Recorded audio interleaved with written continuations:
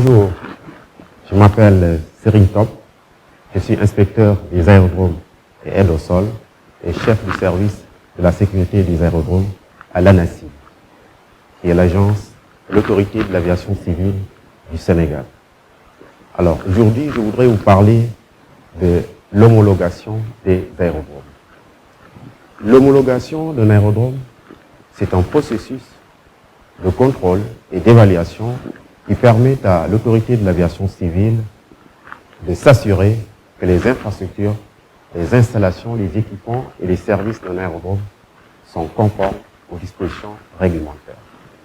Au Sénégal, le Code de l'aviation civile, en son article 142, dispose en substance que les aéroports internationaux doivent être certifiés et les pistes d'atterrissage homologuées.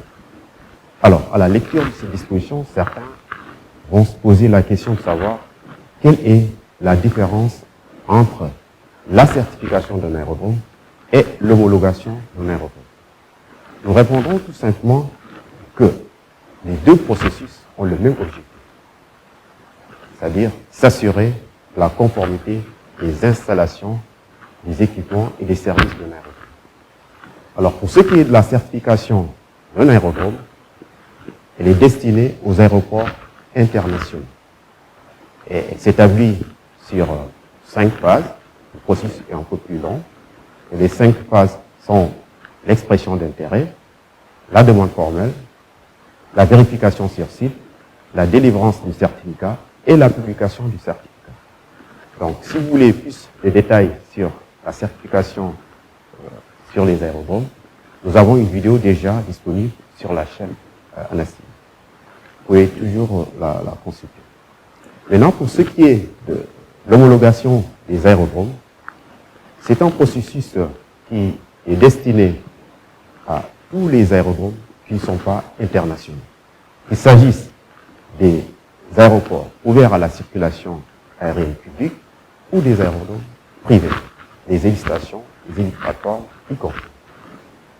Alors, c'est un processus plus court qui se déroule en 3 étapes, à savoir l'étape de la demande formelle, l'étape de la vérification sur site et l'étape de la délivrance ou de refus de délivrance de la décision d'homologation. Alors, pour ce qui est de la première étape, à savoir la demande formelle, c'est lorsque l'exploitant envoie un courrier officiel à l'autorité de l'aviation civile en y joignant un formulaire qu'on appelle le formulaire de demande formelle. C'est un formulaire qui doit être dûment rempli. Alors, le courrier aura aussi pour pièce jointe l'ensemble des documents où l'on peut retrouver toutes les caractéristiques de l'aéroport, les plans et toutes les procédures opérationnelles. Alors, maintenant, lorsque toute cette demande avec tout le contenu arrive au niveau de l'autorité de l'aviation civile, elle va faire l'objet d'une évaluation par une équipe d'inspecteurs. Et les inspecteurs vont vérifier, premièrement, est-ce que le formulaire de demande formelle est dûment renseigné, est-ce que tous les documents requis sont fournis, et est-ce que toutes les informations fournies sont globalement cohérentes. Alors, si il y a des informations à compléter, la notification est faite au postulant par l'autorité qui va toujours compléter pour la poursuite du processus. Maintenant, si le dossier est complet et l'évaluation satisfaisante, alors l'autorité de l'aviation civile va notifier au postulant la tenue de la vérification sur site. C'est la deuxième étape. En quoi est-ce qu'elle consiste? Alors, elle se fait à travers ce qu'on appelle une inspection technique et un audit des procédures. Donc, durant l'inspection technique, des inspecteurs vont se rendre sur site et procéder à toutes les vérifications, les mesures, les dimensions sur la piste, des voies de circulation et des tests sur les différentes installations pour voir est-ce que tout est conforme. Alors, pour ce qui est de l'audit des procédures, les inspecteurs vont vérifier est-ce que toutes les procédures requises sont établies et est-ce que toutes les procédures établies sont effectivement mises en œuvre. Voilà l'audit des procédures.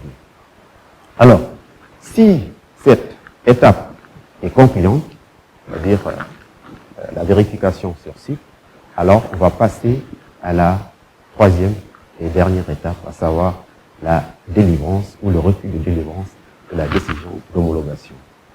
En fait, cette étape va prendre en compte les résultats des évaluations des deux étapes précédentes.